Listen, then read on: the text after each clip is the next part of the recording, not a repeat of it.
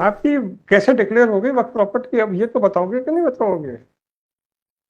या आप एडमिट कर रहे हो कि डिक्लेयर नहीं हो सकती थी?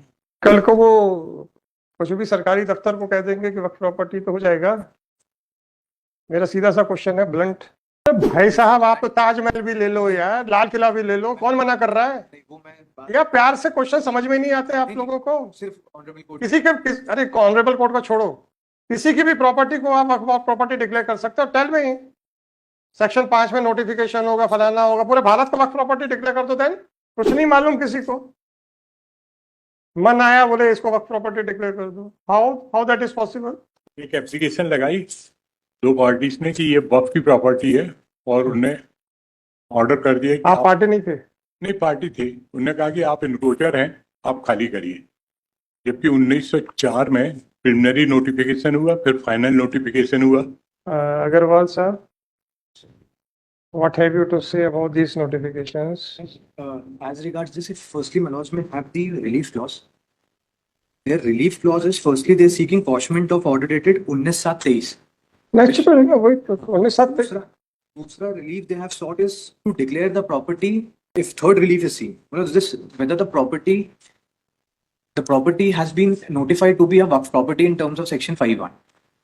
ये इनका कहना है एंशिएंट मॉन्यूमेंट्स में ऑलरेडी नोटिफाइड है। जी, इसका क्या आंसर है? इसका आंसर हमने जो रिप्लाई में लिया है वो ये है कि under the act this ancient monuments act property can only be safeguarded by the concerned department of central government. The ownership of the property remains with the concerned authority. ठीक है ना, पर आपको तो कुछ नहीं कर सकते, आप हाथ तो नहीं लगा सकते ना, हाथ मत लगाना बस। ये तो कुछ भी नहीं कर सकते, ये स्ट्रेंजर हैं। ये कहते हैं कि हम इनका एनक्रोचमेंट है। What right he has. चलो अभी तो आपको मैंने पूरा सुना ही नहीं सर, वो तो मैंने उस पर रोक लिया था। आप कैसे हाथ लगा सकते हो ये बता दो मेरे को, अग्रवाल साहब। Yes, lordships. I followed as regards ownership because there. अरे फॉरगेट अबाउट ओनरशिप, ओनरशिप के ऊपर मैं धीरे धीरे आऊंगा सर। जी, आप तो बताइए, आप हाथ कैसे लगा सकते हो in the light of the notifications issued under the ancient monuments and archaeological sites act? I reply at para 7 and 8 may be seen. What I've tried to demonstrate is, Manoj, that it's under the act, it can only be safeguarded by the. कोई बात नहीं, safeguarded मान दिया मैंने। आप कैसे लगा सकते हो उसको ये बताओ यार। ये एक्ट नहीं है, इसका पुराना एक्ट है I 1904 का have है। Manoj, the copy I have. आपको लाइब्रेरी से मिलेगा। 1904 ये 58 फिर रिवील हो गया था 58. सर आप ओनरशिप पे क्यों जा रहे हो? पहले मेरे आंसर नहीं देना, नहीं देना मत दीजिए, आगे बढ़ेंगे अपन। That is it is a protected monument, you can, nobody can touch it, right? No alteration, no restoration, nothing of sort can be done by anybody. that specific government. Right, no like पहले इस पे clear हो गए अपन। अब आप आ जाइए, what are the documents to show that you are the owner? R1 is the document, Manoj, which I have filed. क्या है ये? This is the notification, Manoj, issued official gazette notification of state of MP showing the property to be a waqf property. कब है ये R1? अच्छा जी बताइए, ये कब कब का नोटिफिकेशन है? This is a notification dated 25/8/1989. 1989। 89. अब आप एंशिएंट मॉन्यूमेंट्स के ऊपर आ जाएं। ये नोटिफिकेशन हो के वक्त प्रॉपर्टी डिक्लेयर हो सकती थी, ये आप बता दीजिए सर। यार मैंने तो आपका फोटोकॉपी ले ली। That I have referred in my reply also, that from, if my lords may have section 3 and 4, it says it provides for protection of the monuments. आप घुसेंगे नहीं बस। Again and again you are saying the same thing. Let me dictate the order just now. 89 में ये वक्त property declare क्यों हो गई, जो कि वो प्रोटेक्टेड प्रॉपर्टी थी? आपकी कैसे डिक्लेयर हो गई वक्त प्रॉपर्टी, अब ये तो बताओगे कि नहीं बताओगे? या आप एडमिट कर रहे हो कि डिक्लेयर नहीं हो सकती थी? बताओ ना, क्यों क्यों क्यों डिक्लेयर हो सकती थी? Has been done in terms of section 5(2) of the Waqf Act. कल को वो कुछ भी सरकारी दफ्तर को कह देंगे कि वक्त प्रॉपर्टी तो हो जाएगा। मेरा सीधा सा क्वेश्चन है, ब्लंट। कल को अग्रवाल साहब की प्रॉपर्टी का नोटिफिकेशन निकल जाएगा तो फिर अग्रवाल साहब को निकाल के बाहर कर दें, या उसके लिए कोई प्रोसीजर है? इतना ही पूछ रहा हूँ भाई। प्रोटेक्टेड मॉन्यूमेंट है, कैसे डिक्लेयर हो गया 89 में? Section 5C. In terms 5 of? 5 of the Waqf Act.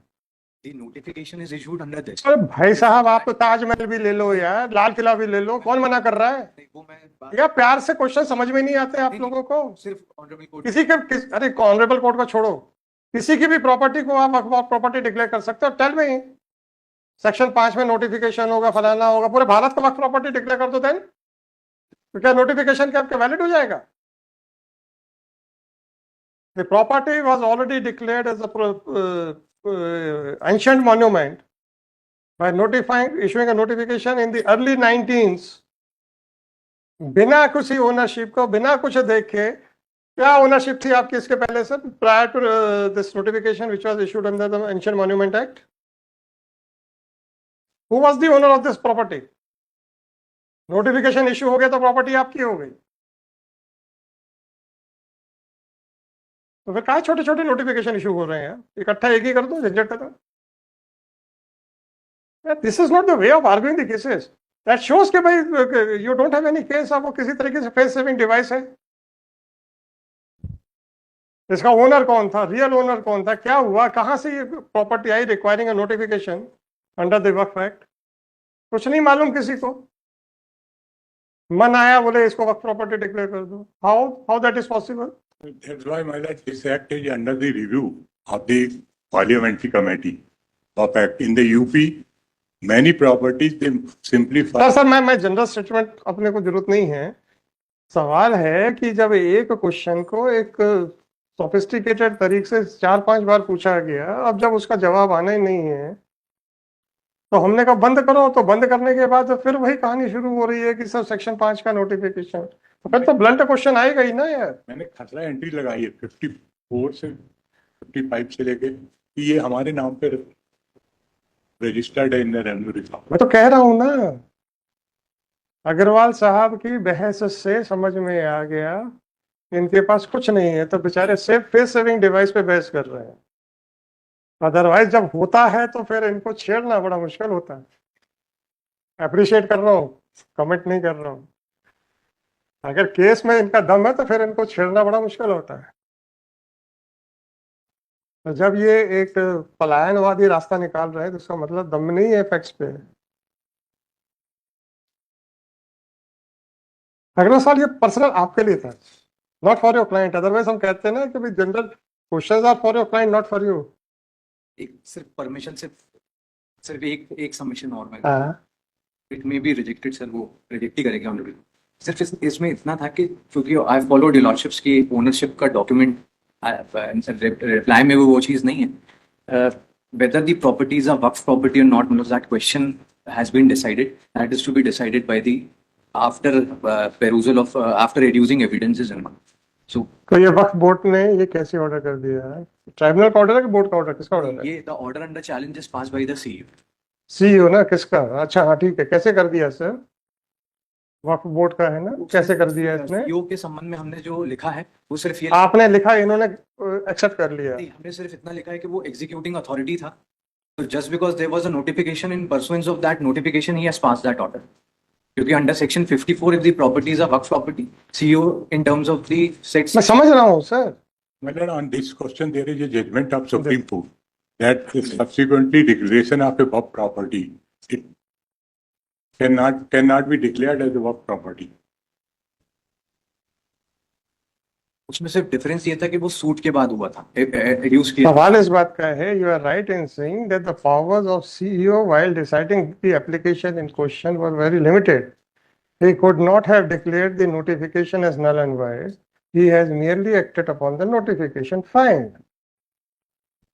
So whether my jurisdiction is also very limited? That is the question. ये सिर्फ उस संबंध में honourable court has time and again referred to this. क्या ये राशिद वाली का जजमेंट है जिसमें व्हाइल कंसीडरिंग वेरियस क्या क्या है? Judgement, this is para 54 that if tribunal जाना चाहिए। सिर्फ उस संबंध। मैंने भी तो पूछा था कि बोर्ड का है कि ट्राइब्यूनल का है, तो किसी जजमेंट की लाइट में तो क्या होगा।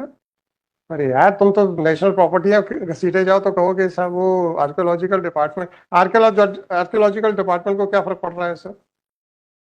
आप तो ताजमहल भी ले जाओ, whether they any of the officer of the archaeological department will have any adverse effect on their health.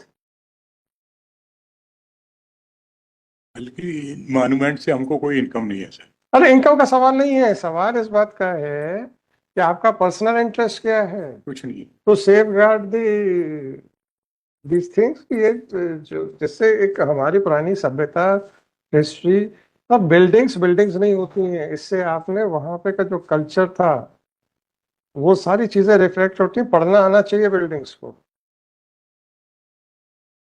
ये हमारे और आपके लिए बिल्डिंग है। वो लाल किला देखें तो हमें लाल दीवारें दिखती हैं, पर लेकिन जिनको इसमें हिस्ट्री में होता है तो उसकी एक एक ईंट बोलती है। They are the first hand direct evidence to give an indication कि उस समय का कल्चर क्या था, उस समय की सोसाइटी क्या थे। हम देखते हैं यार ये दरबार हॉल है, अच्छी बात है, ये शयन कक्ष है, अच्छी बात है, बस हो गया। They are not the buildings यार, they are the living creatures telling you about the history. उस समय की इंजीनियरिंग क्या थी, कितनी एडवांस थी। आप कई जगह पे जाके देखेंगे, वो जो गुंबद के बीच का एक एक उनका ये सीधा सा कहना है, सर वो जो छोटा सा पत्थर दिख रहा है हटा दीजिए, पूरी की पूरी छत नीचे आ जाएगी। और ये इंजीनियरिंग इसलिए थी क्योंकि अगर कोई अटैक हो गया है, then how to create hurdles. That was one of that engineering की। साहब आप ऊपर का एक पत्थर हटा देंगे, पूरी की पूरी छत बैठ जाएगी। अब आज का कोई कॉन्ट्रैक्टर बना के दिखा दे सर, वेट डिस्ट्रीब्यूशन। आज तो कंप्यूटर पे भी लेके आदमी बैठे रहते, उस समय तो कंप्यूटर नाम की कोई चीज ही नहीं थी। आपने वो देखे हैं किले जहां पे ये चीजें हैं, जहां एंट्री गेट, एंट्रेंस गेट के ऊपर वो गुंबद बने हुए हैं, बड़े से हॉल बने हुए हैं, उन पे गुंबद है। और उसका जो इंजीनियरिंग है ये कि जो सेंटर का, टॉप का सेंटर का जो पत्थर है, अगर आप हटा देंगे तो पूरा पूरा कोलैप्स कर जाएगा। देखा है आपने? नहीं देखा सर। ये बिल्डिंग्स बिल्डिंग्स नहीं है, ये बोलती हैं, इंजीनियरिंग के बारे में बोलती हैं, नॉलेज के बारे में बोलती अशोक मनकोटिया के केस में सुप्रीम कोर्ट ने कहा, हालांकि वो रिलीवेंट नहीं था इसलिए मैं लेके नहीं आया, उसमें ये कहा है कि these monuments should be protected at any cost. Apart from that sir, हम पढ़ने तो जाए, इंजीनियरिंग के ऐसे ऐसे नमूने हैं, एग्जाम्पल्स है। नमूना सर कई कई सेंस में भी होता है, बोले वो बहुत ही नमूना आदमी है, वो भी छोड़िए। ऐसे ऐसे एग्जाम्पल्स हैं sir, you can just imagine कि क्या कॉन्ट्रैक्टर्स रहा होगा वहां पे, जो वेट डिस्ट्रीब्यूशन का इतना परफेक्ट उनको नॉलेज है। बीच में कोई पिलर नहीं है, बड़ा सा हॉल है with no pillars at all in the centre.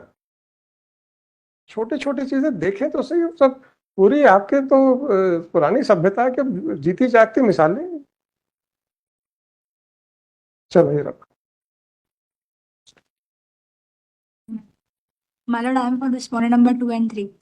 Ji madam, अब आप वहां पे लेके क्या करना चाहते हैं?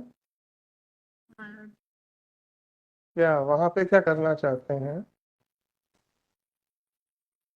My lordship reply नहीं है। अरे तो हमने तो कहा था रिप्लाई दो पिछले 9 साल से। ईडी की एप्लीकेशन पे बोर्ड ने ऑर्डर दिया है। मैडम आप बताओ ना, पिछले 9 साल से तो आपसे निवेदन कर रहे थे रिप्लाई दे दो। तो आप वहां पे क्या कोई क्या कैफेटेरिया वगैरह खोलना था क्या?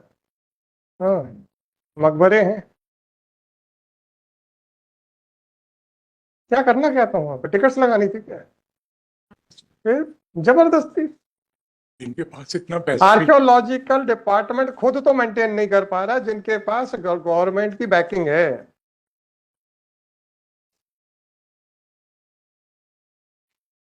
तो प्रिजर्व करने के लिए जितना पैसा लगेगा वो है कि नहीं? आपके पास है क्या? आप नहीं, जबरदस्ती उन पर कटाक्ष कर रहे हो। हमारे को तो सेंट्रल गवर्नमेंट जो एलोकेशन करती है उसके अरे ठीक है, एक कमरा, एक प्राइवेट आदमी एक कमरा तक नहीं रेनोवेट कर सकता सर, वहां का इतना पैसा लगता है।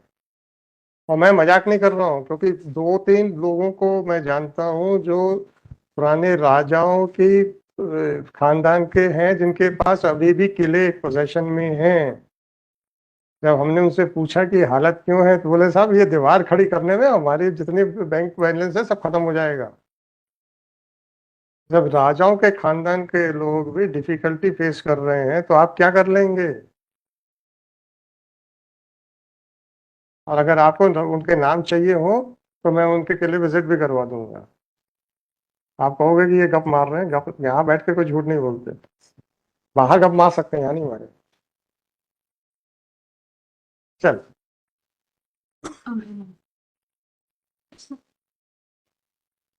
सभ्यता यादव। तो मैडम आपने बिना किसी मतलब के जस्ट फॉर फन एप्लीकेशन लगा दी थी, तो ये इंफ्रेंस ड्रॉ कर लें। चलो ठीक है, हम तो यही इंफ्रेंस ड्रॉ करेंगे।